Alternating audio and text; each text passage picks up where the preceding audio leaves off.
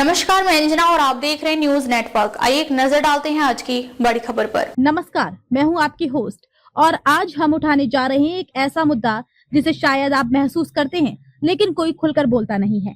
ये सिर्फ बेरोजगारी की खबर नहीं, ये उन करोड़ों युवाओं की चुप्पी की चीख है जो हर सुबह नौकरी की तलाश में निकलते हैं और हर रात टूटी उम्मीद लेकर घर लौटते हैं। आज हम बात करेंगे यूथ अनएम्प्लॉयमेंट क्राइसिस। क्या भारत के युवाओं से हुआ है सबसे बड़ा धोखा? देश की जमीनी हकीकत जो सबसे ज्यादा चुभती है।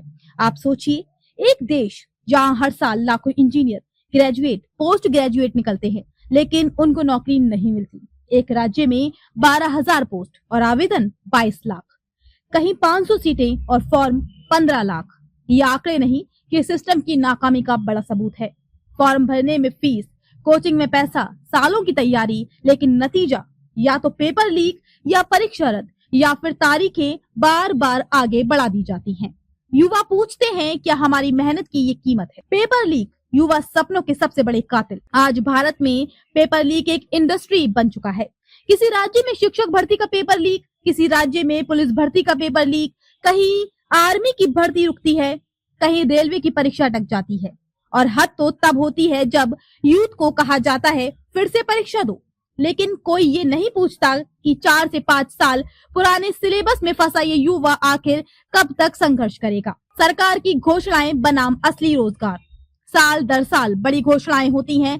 10 लाख नौकरियां देंगे, 3 लाख पद जल्द भरेंगे, नौकरी मेले लगाए जा रहे हैं, लेकिन असल में या तो भर्तियां रुक जाती हैं या फिर कॉन्ट्रैक्चुअल नाम पर नौकरी की जगह मजदूरी दिलाई जाती है। युवा कहते हैं परमानेंट नौकरी कब मिलेगी, स्टेबिलिटी कब मिलेगी, क्योंकि कॉन्ट्रैक्ट वाली नौकरी ना भविष्य देती है, ना सुरक्षा और ना ही सम्मान। निजी सेक्टर ख्वाब बड़ा, वेतन छोटा। प्राइवेट जॉब में हालत और खराब है। इंटरव्यू में कहा जाता है एक्सपीरियंस चाहिए, लेकिन जब यूथ पूछता है एक्सपीरियंस आएगा कहाँ से, तो जवाब मिलता है इंटर्नशिप कर लो, वो भी बिना पैसे की।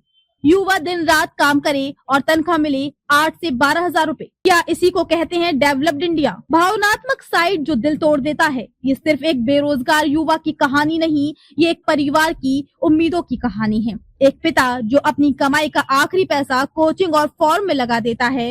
एक माँ जो हर नमाज, हर दुआ में ये कहती है बस मेरे बेटे को नौकरी मिल जाए। एक बहन जो भाई की नौकरी का सपना देखकर अपनी शादी रोके बैठी है। और एक युवा जो सोसाइटी के ताने सुन सुनकर टूट जाता है। अभी तक नौकरी नहीं लगी, ये सवाल नहीं, ये चुभन है। क्या भारत अपने युवाओं को खो रहा है? वर्ल्ड बैंक की रिपोर्ट कहती है भारत के युवा सबसे मेहनती हैं, लेकिन यूथ लेबर पार्टिसिपेशन का ग्राफ लगातार नीचे जा रहा है। मतलब हमारे पास टैलेंट है, क्वालिटी है, तैयारी है, बस अवसर नहीं। और यही सबसे बड़ा सवाल है, डिग्री में कमी है या सिस्टम में? द बिग ब्लास्टिंग क्वेश्चन, क्या ये बेरोजगारी सिर्फ प्रशासनिक नाकामी है या फिर एक नियोजित धोखा? क्योंकि भर्तियां रुकती हैं इलेक्शन से पहले, भर्तियां रुकती हैं बजट के बहाने, भर्तियां रुकती हैं कोर्ट के बहाने। तो क्या यूथ सिर्फ वोट बैंक है? क्या देश की सबसे बड़ी आबादी देश की सबसे बड़ी मजबूरी बन चुकी है? भारत की तरक्की तभी होगी जब भारत का युवा तरक्की करेगा। ये कोई राजनीतिक बहस नहीं, ये 140 करोड़ देशवासियों का सवाल है। अगर देश को डेवलप्ड बनाना है तो सबसे पहले कदम होगा यूथ को उनका हक देना, उनकी मेहनत का सम्मान देना, उनके भविष्य की सुरक्षा देना। क्योंकि जब यूथ खड़ा होता है तो देश चलता है, और जब यूथ टूट जाता है तो सपने भी टूट जाते हैं। आज भारत का युवा सिर्फ नौकरी नहीं मांग रहा, वो न्याय मांग रहा है। अब तक लिए बस इतना ही, फिर मिलते हैं एक ऐसी ही बड़ी खबर के साथ। तब तक नमस्कार और देखते रहिए न्यूज नेटवर्क।